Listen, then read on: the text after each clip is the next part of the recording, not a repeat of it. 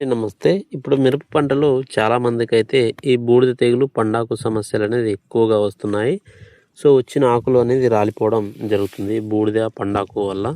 So, ఈ విధంగా ఆకు అడుగు భాగాన బూజు మాదిరిగా వచ్చి మనకు రాలిపోవడం జరుగుతుంది. దీనికి వాడుకోవాల్సిన బెస్ట్ మందులైతే మనకు ఒక 2-3 రకాల మందులైతే చెప్తాను. సో, వాటిని మీరు మార్చి మార్చి స్ప్రే చేసుకున్నా కూడా కంట్రోల్ అవ్వడానికి ఆస్కారం ఉంటుంది. సో, మనకు ఒక్క స్ప్రేలోనైతే కంట్రోల్ అవ్వడానికి ఆస్కారం అయితే ఉండదండి. సో, ఈ విధంగా బూజు అనేది వచ్చి ఈ బూడిద తెగులు వచ్చే అవకాశం ఉంటుంది. దీనికొచ్చి తెలుసుకున్నట్లయితే మొదటి ప్రోడక్ట్ మనకు సింజెంటా వాళ్ళది అమిస్టర్ టాప్ అనేది మనకు చాలా సమర్థవంతంగా అయితే పనిచేస్తుంది. అజాక్సిస్ట్రోబిన్, డెఫికెనజోల్ అనేది ఉంటుంది.